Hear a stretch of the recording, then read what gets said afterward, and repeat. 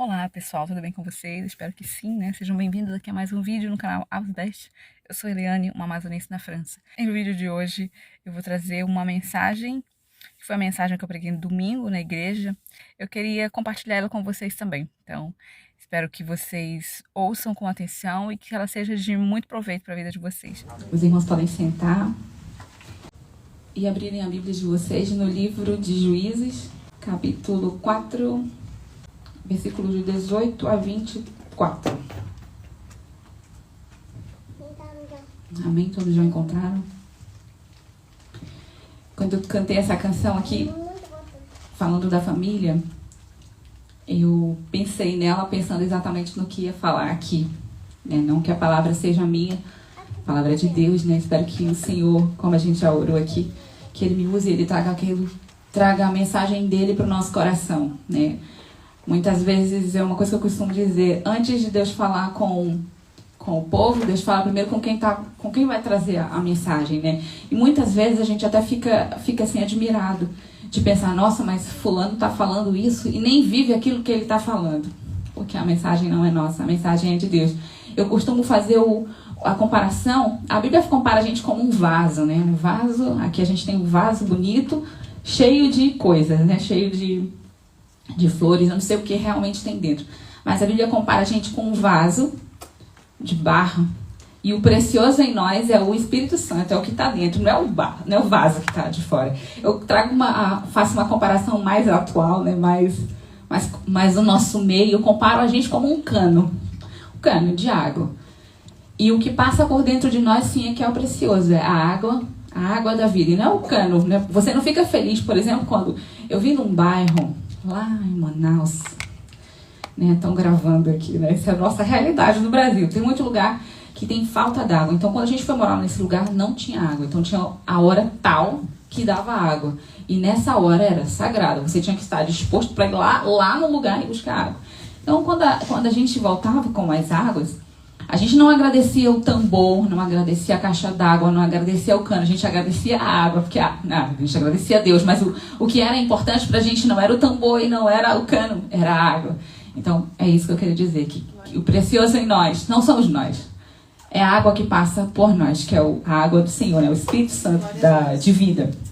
Amém. Então, vamos logo lá, que eu tenho o que eu sempre falo isso, né? Para muitos é um defeito, mas eu continuo acreditando que é uma qualidade que eu falo um pouco. Então vamos lá, diretamente ao ponto, senão sou capaz aqui de fazer uma vigília. Queria contar uma história, né? Antes de tudo, antes de ser quem eu sou, eu aprendi a falar muito cedo, né? E desde cedo eu conto muitas histórias. Eu gosto muito de contar, né? Não sei se as pessoas gostam de ouvir, mas eu gosto de contar. E eu gosto de contar principalmente aquelas histórias que fazem a gente refletir, que fazem a gente pensar na nossa vida e que fazem a gente reconhecer Deus naquilo que a gente vive. E essa história aqui não é diferente, claro. É a história de uma mulher, que o nome dela não é muito famoso na Bíblia, mas a história dela foi uma história assim fantástica. E outro dia eu tive o privilégio de estar contando essa mensagem numa live de uma amiga minha, e foi bem propício, sabe, para o dia de hoje, né? Trata-se de uma mulher chamada Jael. Vocês já imaginam e acredito que vocês devem conhecer quem foi Jael. Jael foi uma mulher que fez um ato assim, eu não sei se eu seria capaz de fazer o que ela fez. Vamos lá então sintonizar os irmãos. Estava tendo uma guerra ali na época dos juízes, não tinha um rei no povo de Israel. Era como o livro já diz Juízes. Então nessa época aqui também tinha uma juíza, né, a Débora, e estava acontecendo ali uma guerra, já devia ter não me lembro ao certo, acho que uns 20 anos, alguma coisa assim, que estava tendo uma guerra ali com o povo que era contrário ao povo de Deus. E chegou um momento, essa história a gente sabe muito dela do lado da Débora e de Baraque, né? A parte mais intensa que a gente costuma ouvir nas mensagens é a parte de Débora e Baraque. Essa parte aqui, que eu considero a mais importante, pelo que aconteceu aqui, nesse momento em que a gente já vai começar a tricotar em cima dele. Para mim, eu considero a melhor parte, porque a partir de uma pessoa simples, assim como eu, e talvez como você. E estava acontecendo então a guerra já lá no pico da guerra, antes de tudo, Deus falou para o povo assim, olha, eu vou entregar, tem muitas lições, eu quero contar todas, deixa eu ver se eu consigo pelo menos contar algumas. Deus falou assim, olha, eu vou entregar o povo contrário nas mãos de vocês. Pode ir. Para quem Deus falou, o líder lá para quem Deus falou, a página da minha Bíblia está solta. Ele não acreditou. Ele não acreditou, foi para Baraque. Deus disse, eu vou te entregar o povo. E ele, quando Débora falou para ele, eu vou te entregar o povo, ele falou assim, será? Eu só vou se tu for. Convidou a Débora para vir com ele. E ela disse, ok, eu vou. Só que aí, nesse momento em que ele se esquivou e que ele não assumiu aquilo que Deus tinha determinado para ele, ele simplesmente perdeu a bênção dele. A bênção no sentido de ser, eu não sei se eu posso usar essa palavra, mas no sentido de ser elogiado por aquilo que Deus ia fazer. Porque a glória não era dele, né? Ele só receberia o elogio porque seria por meio dele. Ele disse, ele teve medo e por causa disso, Deus deu a vitória na mesma, o povo foi vencedor, mas não foi através dele.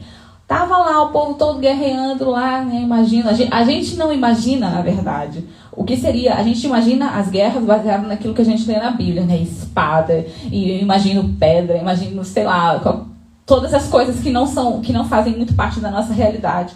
Porque quando a gente ouve sobre guerra, hoje em dia a gente pensa em bomba, em arma, em homem-bomba, e não sei, essas coisas que a gente vê nos filmes e às vezes nos jornais, né? Um pouco assim, atual.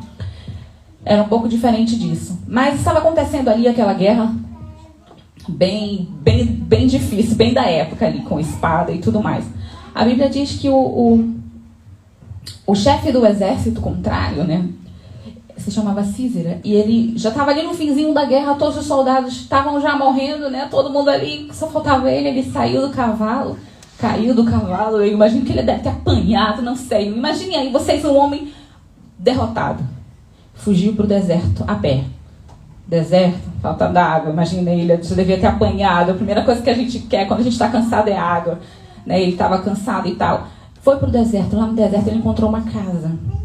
Eu já pensei muito a respeito dessa casa, de como seria, né? Assim, vem milhões de pensamentos. Mas o que a gente pode imaginar próximo da realidade é que é uma tenda, porque era no deserto, e aí as casas no deserto são uma espécie de couro, né? Que protege do calor durante o dia, e à noite, por causa do couro, dá aquela aquecidinha, porque no deserto é frio. Então ele chegou lá nessa casa e quem ele encontra, a Bíblia diz que veio ao encontro dele, né? Já devia estar ali, Jael. Pelo que a gente ouve aqui, ela já estava consciente de que estava tendo uma guerra, né? A Bíblia não diz que o marido dela estava na guerra, mas diz que o marido não estava em casa, se chamava Heber, ele não estava em casa. E ela então veio ao encontro dele, encontrou ele lá fora e convidou ele para entrar. É interessante. Vamos, vocês têm a Bíblia de vocês aí, vamos ler aqui, lá no capítulo 18. E Jael saiu ao encontro de Císera e disse: entra, senhor meu, entra aqui, não temas. E ele entrou na sua tenda, e ela o cobriu com uma coberta. Essa parte aqui, eu fico pensando assim, dava uma novela muito legal, né? E com uma lição assim maravilhosa. Porque o que eu quero trazer aqui, quero que vocês pensem junto comigo, é o quão essa mulher foi estrategista em tudo que ela fez e o quão ela estava preparada na simplicidade dela. Imagina, a gente que é dona de casa, que hoje em dia a gente vive uma realidade um pouco diferente. A gente é dona de casa, a gente trabalha fora e trabalha dentro, né? Mas nessa época aqui, as mulheres trabalhavam morar mais dentro, né? Não faziam o tipo de trabalho que a gente faz, que é ir fora de casa. E a Bíblia, sabia que a Bíblia também não diz se ela era do povo de Deus ou não? Não fala se ela era do povo hebreu, mas que ela conhecia o nosso Deus, ela conhecia, pela atitude dela, que ela conhecia. E então, ela foi ao encontro dele e convidou ele para entrar. Entra aqui na minha tenda. Abriu a porta ali da casa dela. Aí lá no 19 diz assim... Aí ela pôs ele para entrar e ele já chegou. Peço-te, dá-me de beber. Quero água, né? Porque eu tenho sede. E ela então abriu, olha lá. Aí ela, ao invés de dar água, ela deu um leite. Imagina, quando a gente está cansado, não sei vocês, Mas quando eu tô cansada e vem ali um leitinho quente, meu amigo, eu entrego tudo. Ela então deu leite para ele, ela não deu o que ele pediu. Deu leite, aí falou para ele, deita aqui. Deitou ali, arrumou ali no sofá, né? Eu imagino no sofá ali na sala, colocou ali uma mantinha sobre ele. E a parte mais legal... Antes disso, né? Aí ela colocou ele para dormir e aí ele já reparem só uma coisa que é interessante. Que aí de repente já era ele dando ordem na casa dela. Fica ali na porta, se alguém aparecer, diz que não tem ninguém. Diz que tu não me viu. Essa parte aqui eu já queria abrir com vocês para uma reflexão, antes de ser... São várias, como eu já expliquei. Quando a gente permite que o mal entre dentro da nossa casa, isso aqui é uma coisa muito séria. Às vezes a gente permite que o mal entre, assim, de uma maneira...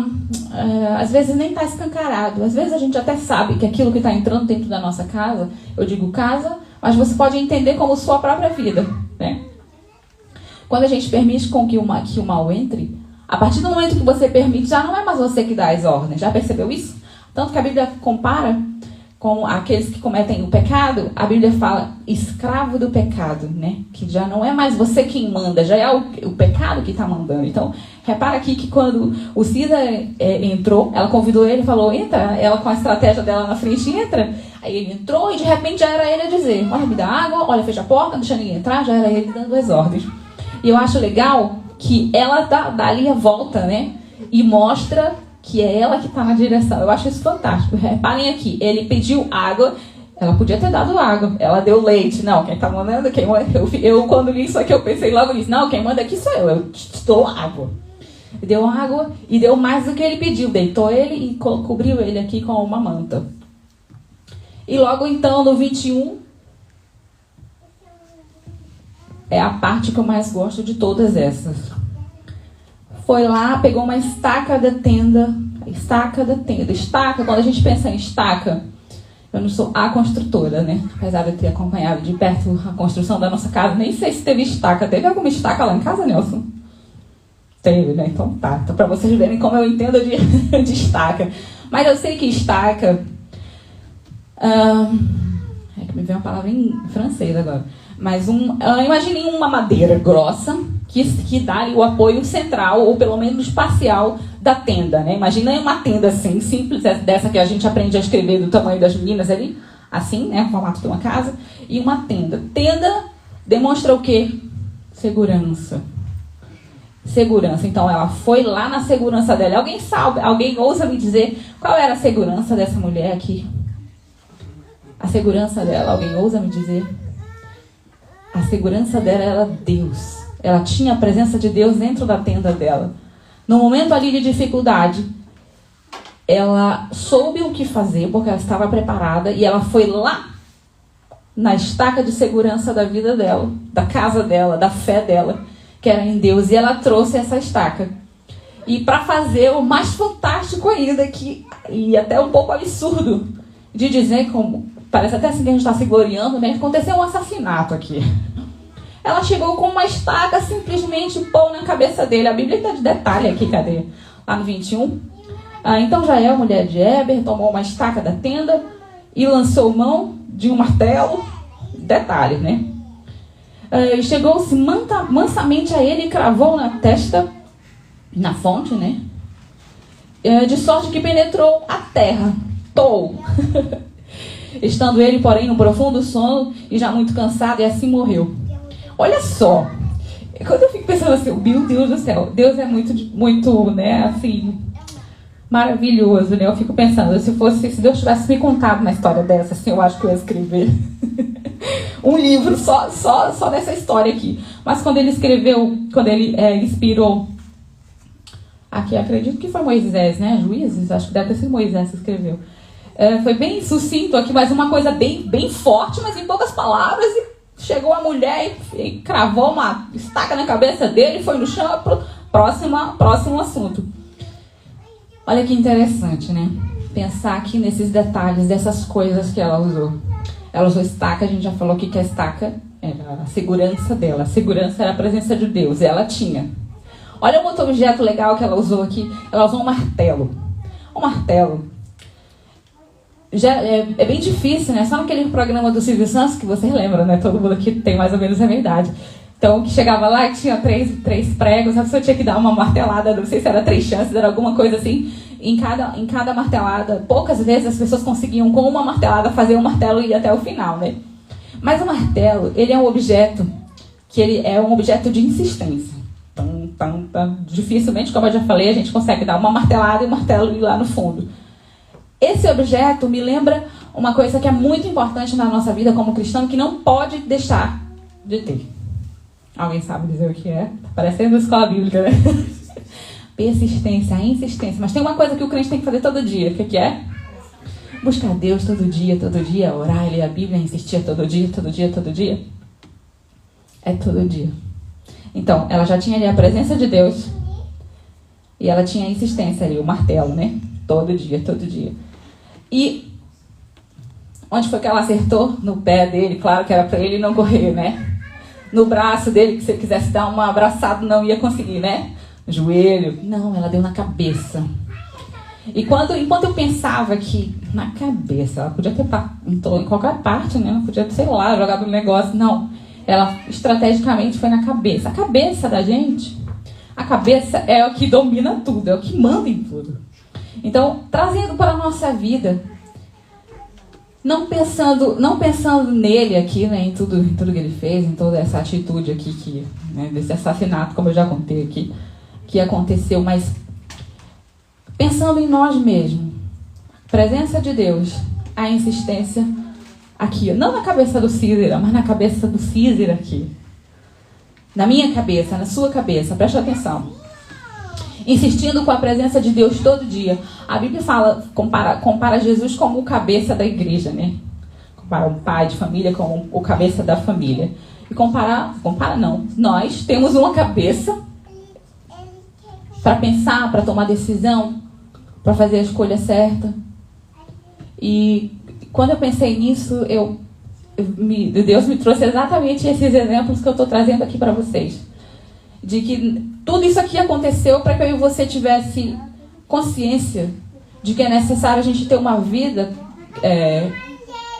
de persistência, de perseverança, diariamente, dentro da nossa casa e insistindo em buscar a presença de Deus.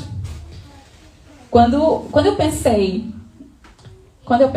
estava lendo a respeito desse assunto aqui, fiquei pensando nela. Sabe que esse nome, Jael, significa cabra montês.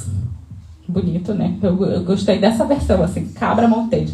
Toda vez que a gente vai para aqui, todo mundo já deve ter ido para Portugal, pelo menos presente aqui, de carro. Tem umas montanhas na Espanha que é muito louco a gente olhar e ver aquelas ovelhas, cabras, assim. Elas correm como se o chão fosse reto. Vocês lembram disso, né? Todo mundo estão vendo aí. E é assim. E elas saltam de um lado para o outro. Uma segurança, meu Deus do céu, olho para aquilo e me tremo. Jael significa isso. Jael significa cabra das montanhas. Ou seja, o nome dela é o nome de alguém que é experimentado no trabalho, que é alguém que é habilidoso numa coisa que é difícil. Né? Trazendo para a nossa vida. A nossa vida cristã tem que ser uma vida de Jael, tem que ser uma vida de um cabra, de um cabra experimentado, né? No Brasil a gente tem essa expressão, que eu até usei quando eu já falei, que trouxe essa mensagem na live de uma colega que ela é lá do Nordeste, e a gente pôde até usar o cabra da peste, né? O cabra da peste, que é aquela pessoa que não tem medo, que vai com coragem, insiste e não desiste. Tá difícil, eu sei, mas vamos embora assim mesmo. Então, quando parece que tá tudo montado, né? Quando a gente olha e consegue ter essa percepção, tudo começa a ter sentido. Então, Deus, ele te convida e me convida a ser uma Jael. Olha que ela estava lá no deserto, no lugar de dificuldade. Deserto, lugar de dificuldade, não tem água.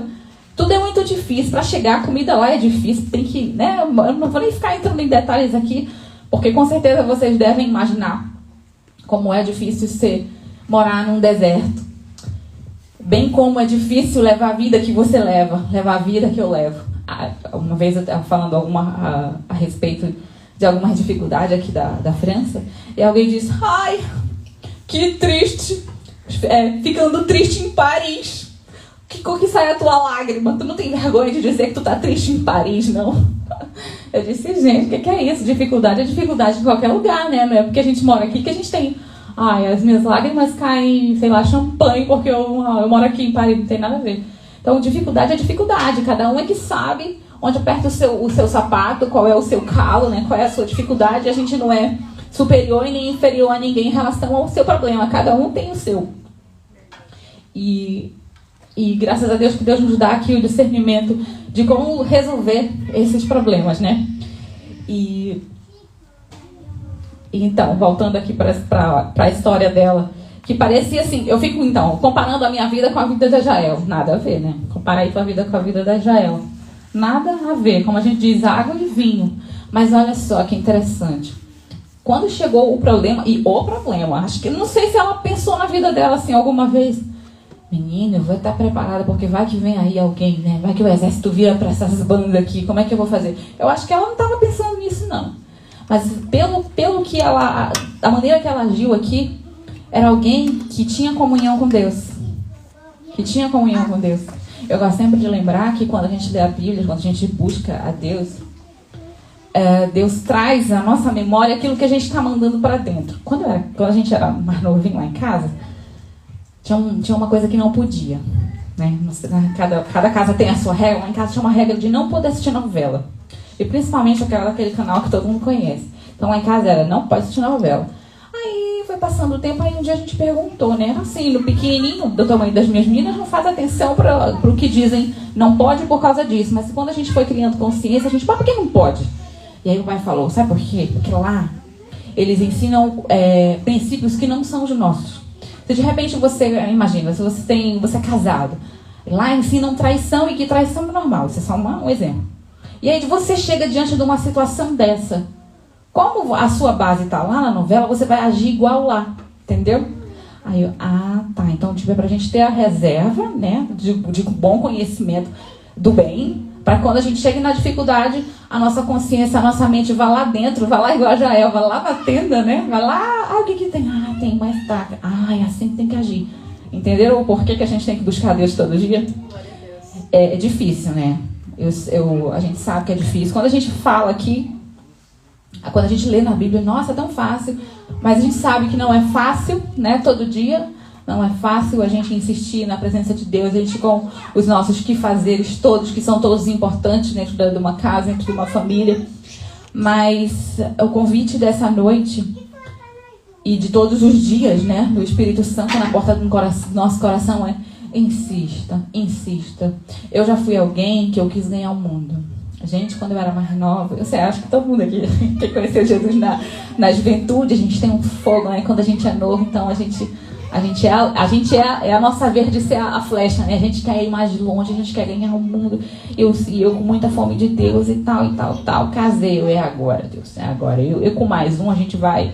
Aí não é bem assim não, né? Porque aí é dois, mas é dois que pensam diferente, é dois que a gente tem que se encaixar, né? Cede daqui, cede dali, dá um passo para frente, dá dois para trás, dá um para o lado. E é complicado, porque são duas pessoas diferentes. E nasce ali um outro ministério, diferente daquele que a gente pensava na nossa juventude. Eu vou ganhar as nações, missões, só pensava nisso. Via almas em todo lado, né? Queria ganhar almas em todo lado. Aí Deus, então, faz um outro ministério com novos desafios e, graças a Deus, com novas perspectivas, né? Ele vai mudando a nossa perspectiva ao longo desse tempo. E aí, então, o que era para fora, a nossa visão, pelo menos, que era para fora de ganhar o mundo, ganhar as pessoas, de repente se vira, e tem que ser assim, se vira para dentro da nossa casa. A Bíblia tem um versículo que eu gosto muito, que diz assim, que proveito tem o homem ganhar o mundo inteiro e perder sua alma, né? E aí eu penso sempre nesse versículo assim, o que adianta o homem ganhar o mundo inteiro, ganhar muitas almas lá fora e perder aqui a sua família? Eu sei que os nossos filhos são do Senhor, claro. Eu não vou deixar, vão conhecer Jesus quando eles bem entenderem. Claro que não, a gente tem que ir plantando a semente, né? Mas é o lugar mais difícil, acredito. Como falam lá fora, entendedores entenderão, né? É o lugar mais difícil da gente mostrar Jesus. Sabe por quê? Porque lá dentro de casa a gente é quem a gente é mesmo. Aqui eu estou escolhendo palavras para fazer uma frase bonita, para ficar aqui bem, né? Que está sendo gravado, vocês estão ouvindo coisas bonitas. A gente tenta ser polido, a gente põe um filtro e aqui fora a gente mostra só aquilo que a gente quer mostrar. Mas lá dentro da nossa casa, a gente é quem a gente é de verdade. É lá que eu vi uma frase hoje que me tocou bastante, eu não me lembro quem é o autor, mas que é assim. Não tem nada a ver, né? Não tá na Bíblia, mas tem muita lógica e muita verdade. Foi isso que ficou na minha cabeça. E eu, meu Deus, é verdade. Não sei se vocês têm essa experiência, eu não vou mais me alongar tanto. Mas durante a minha infância, eu sempre ouvia assim.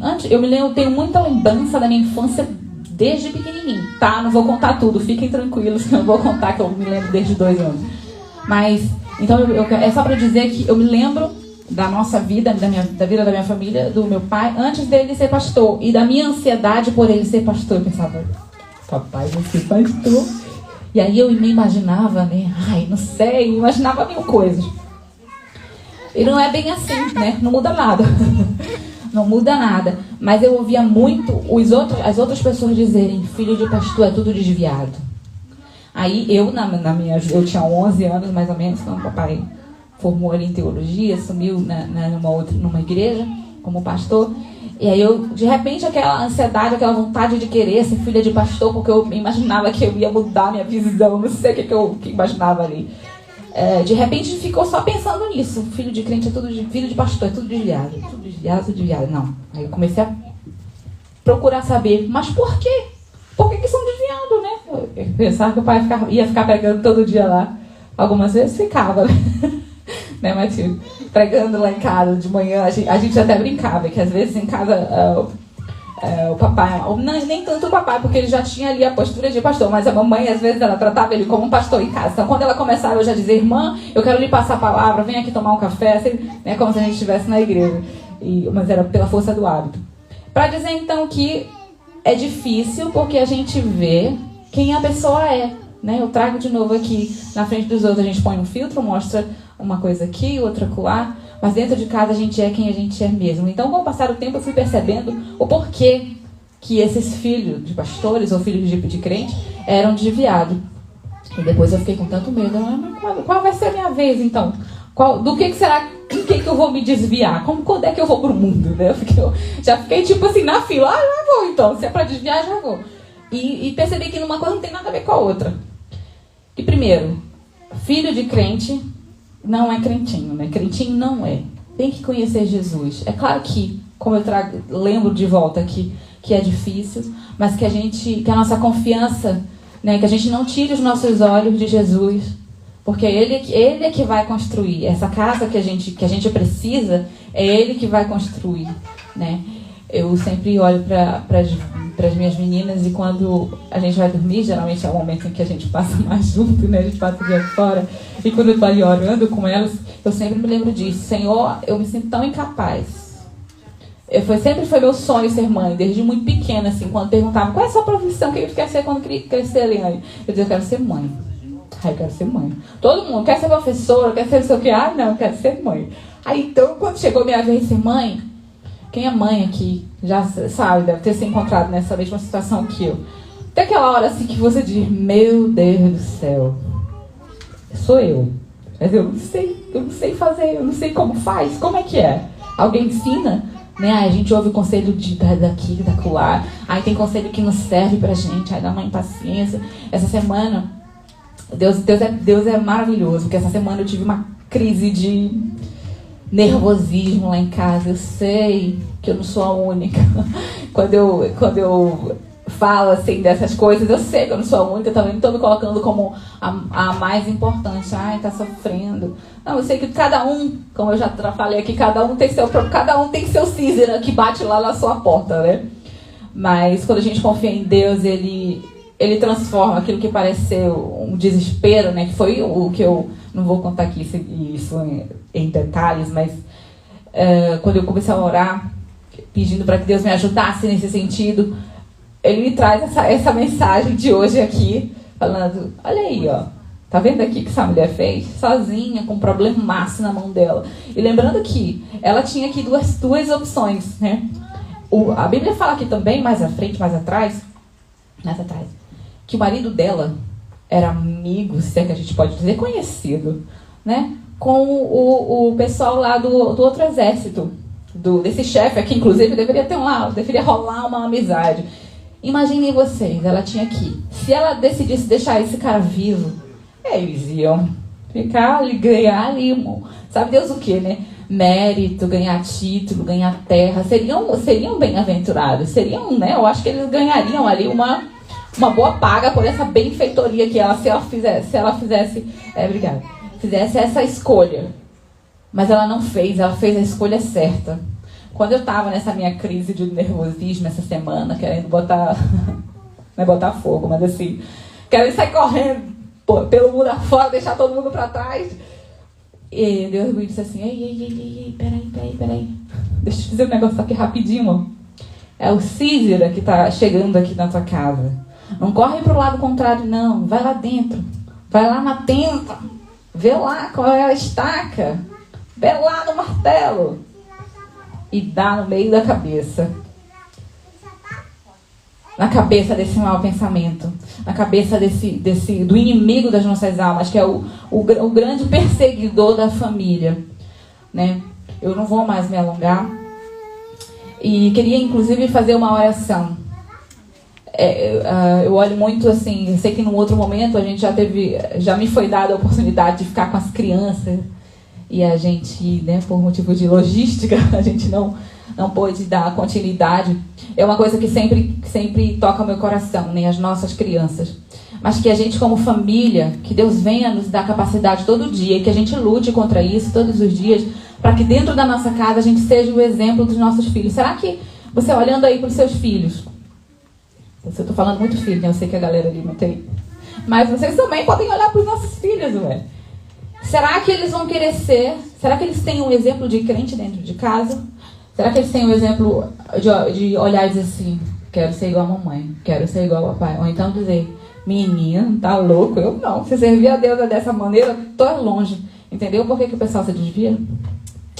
Que a gente possa, então, ter essa postura que Jael teve aqui, né, nessa grande lição de hoje, de olhar para dentro, porque um dia a gente já recebeu Jesus. Então, se a gente já recebeu Jesus, a gente com certeza tem essa estaca de alicerce da nossa tenda dentro da nossa casa, né? Então, eu convido vocês a fecharem seus olhos nesse momento e reunir aí os filhos de vocês. Queria que o Nelson estivesse aqui com as meninas, não sei se elas estão aí preparadas, para a gente fazer uma oração pela nossa família. Então, vocês se reúnam aí no seu lugar.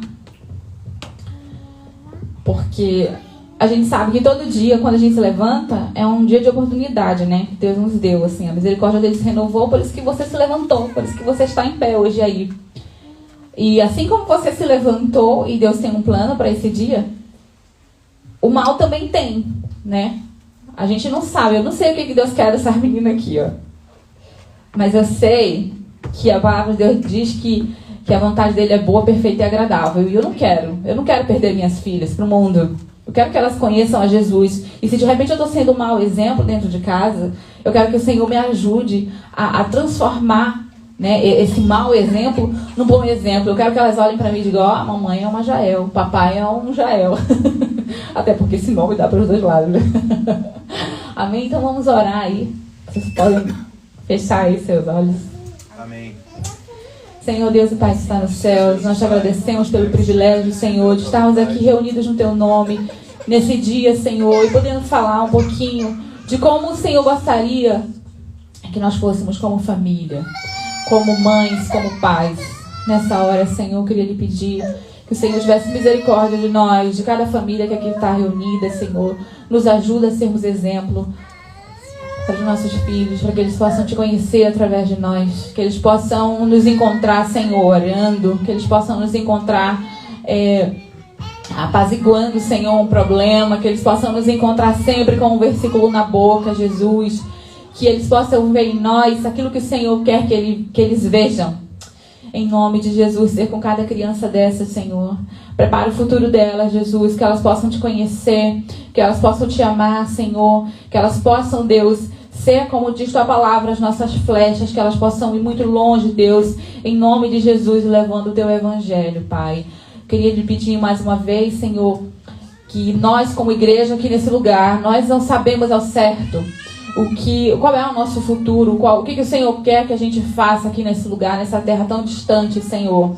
Mas nós sabemos que, como diz tua palavra, a tua vontade para nós é boa, perfeita e agradável. E que se a gente não está preparado, Deus, para fazer aquilo que o Senhor quer que a gente faça, que o Senhor use-nos, Senhor. Nós estamos aqui nos dispondo a fazer a tua vontade, ó Deus. Que o Senhor venha ser o centro da nossa casa, da nossa família, da nossa igreja, para que a gente possa ser luz, Senhor. E onde quer que a gente possa ir, que as pessoas possam te reconhecer através de nós. E que possam querer ser como nós, porque nós queremos ser parecidos com o Senhor. Queremos um dia nos encontrar contigo, Senhor, como diz tua palavra. Queremos ir morar contigo no céu, Senhor. Nos prepara para esse dia, Senhor Deus. Em nome de Jesus, ser conosco, ser com cada família que está presente aqui. Os nossos irmãos que não estão conosco hoje, Senhor, com as nossas famílias no Brasil e em Portugal. Tem misericórdia, Senhor. Inclina os teus ouvidos a nós e ouve a nossa oração nessa hora, Deus. Nós somos gratos por tudo. Em nome de Jesus. Amém. Amém. Amém. Bom, o vídeo de hoje foi esse. Espero que vocês tenham gostado, né? De ouvir ali um pouco do recado de Deus para mim, para você. E não esquece de verificar se você é inscrito aqui no canal, de deixar seu like, se você gostou de ouvir um pouco que Deus falou ali pra gente na nossa igreja no fim de semana. Deus abençoe vocês e até o próximo vídeo.